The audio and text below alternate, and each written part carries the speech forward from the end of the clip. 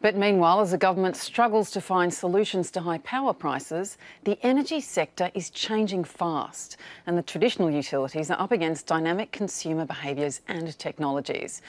Now, we've seen this before. It's disruption. And the question is, could this help bring down costs? Increasingly around Australia, those who can afford it are installing solar panels on their roofs. About 1.7 million households so far. The panels reduce electricity costs, and as small-scale battery storage improves, households will become increasingly energy self-sufficient. But there are limitations to this. A recent study in Western Australia found that renters and poorer people, such as single parents and the elderly, will be less able to take advantage of this solar revolution. So, is this where disruptors could come in, allowing the direct trading of excess energy between customers, including those who don't have panels of their own? And where does that leave the utilities? Well, David Martin has worked in the electricity industry for over 17 years, including as an executive in 2 state-owned utilities. He's left the sector to co-found a company that allows homeowners and businesses to sell excess solar energy to neighbours without a middleman taking a cut. David, welcome to The Drum. Thanks for having me. Now, many say when prices rise, fertile ground is laid for disruptive technologies. What do you think disruption will or could look like in the energy sector, and will it benefit consumers? Absolutely. I think disruption is probably an extension to what we're already seeing. And as you described earlier, 1.7 million households with rooftop solar panels, and that's forecast to, by some forecasts, to treble over the next 15 or so years. So the energy system of the future is very much one that's going to be co-created with consumers. And network businesses and energy utilities used to think that they sat in the middle of a giant web and controlled the way that the system would develop. And that was the case 10 years ago. But now, as consumers are really taking the lead in how the energy system is being developed and how new capacity is being installed, consumers really are at the heart of how the system is going to look in the future. Is decentralisation inevitable?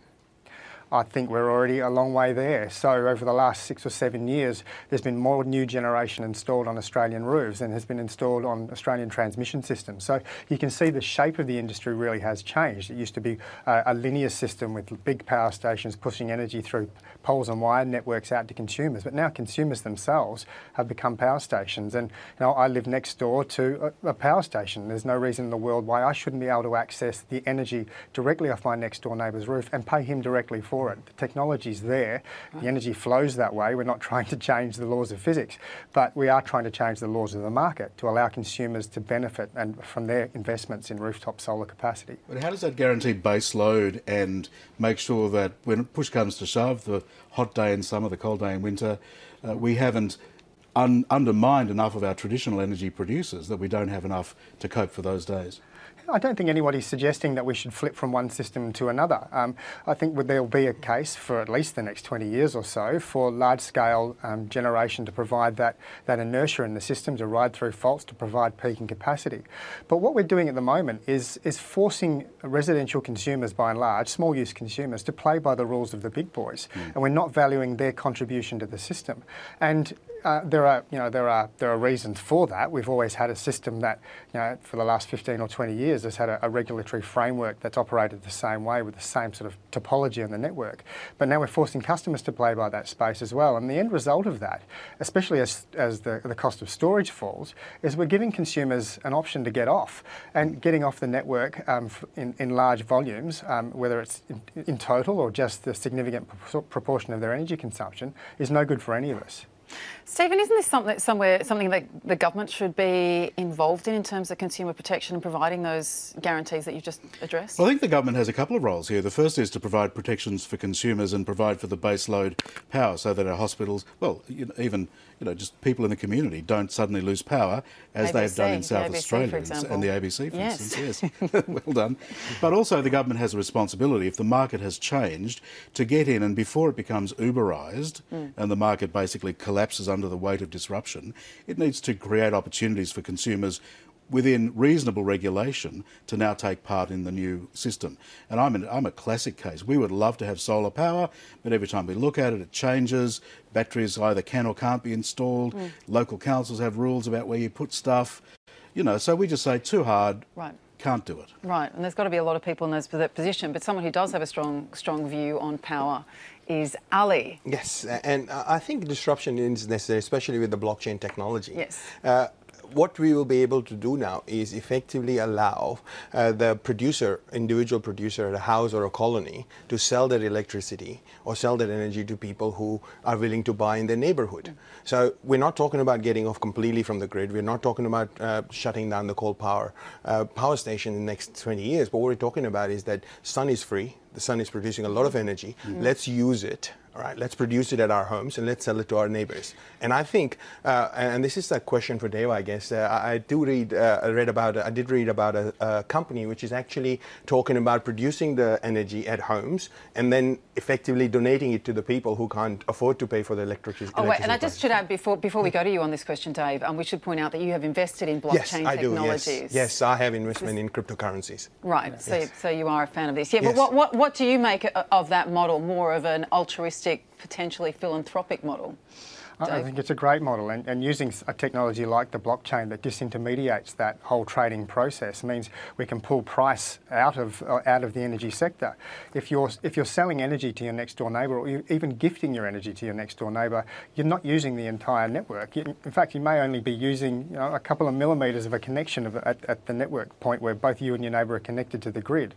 So making you pay for the entire network doesn't make any sense. Forcing you to pay a retailer for that electricity, adding on market costs, retail margins, all those other costs doesn't make sense. And that's the risk I think the system faces, that if we keep presenting the customer with these scenarios that just don't make sense, the price of energy storage is falling, the capacity and the efficiency of PV panels are increasing, and network businesses particularly are being faced with competition that they've never faced before.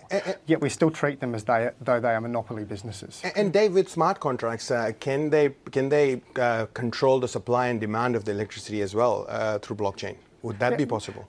They can control the supply and demand, they can control the price. I think we've had technology that's allowed smart networks to develop over the last 15 or 20 years, but we haven't seen them develop in big numbers because utilities have always had to own all of the assets and they're expensive to build.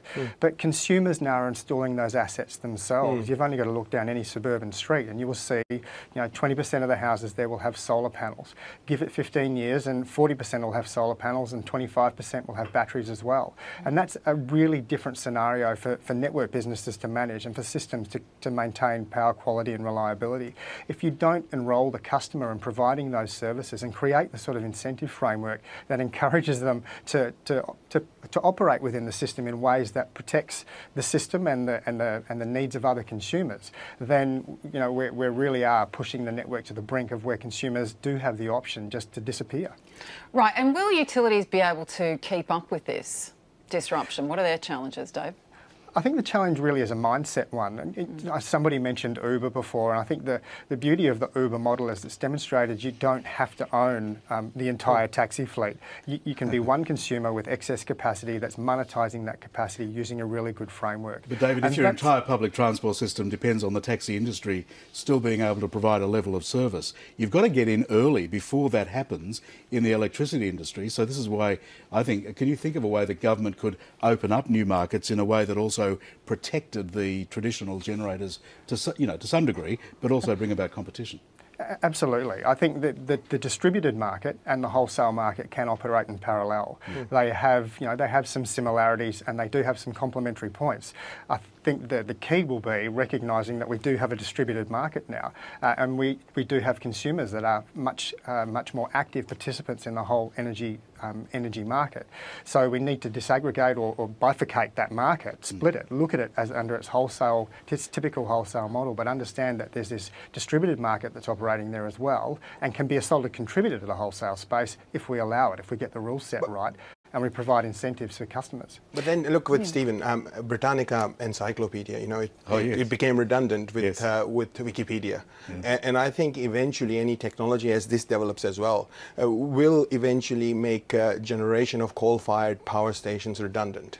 It will do that. that'd It be may take a marvellous. long time, but it will eventually But do imagine that. if Britannica got online straight away. And That would be that's what we're talking Wikipedia. about. We're Missed talking their about the moment. traditional Exactly. power stations to adapt to the new technology and the changes. Well, because we see, you know, in the banking sector them being disrupted, you know, with fintech. But the thing is, CBA or NABs and things like that, they are proactively investing in these startups and doing accelerator programs and things like that. And I'm interested to know, I mean, do you see these utilities perhaps, you know, starting accelerators or investing in some of these more innovative, disruptive technologies? Yeah, absolutely. Some of the Australian utility businesses are leading the world in the way that they've embraced new technologies. And now they are moving to a space too that they understand that their market's changing and they need to find a model it's a halfway house between the traditional wholesale market supply and something that encourages consumers to stay connected, that maintains the network as a low-cost path to market for a retailer and provides those protections, as you described earlier, for consumers that can't afford to play in this space. So Australian utility businesses are actually doing a pretty good job, and I think I've spoken to most of them in the last 18 months, and there are some that are doing an outstanding job. All right, Dave Martin, thank you so much for joining us this evening on Pleasure. The Drum. Thank you.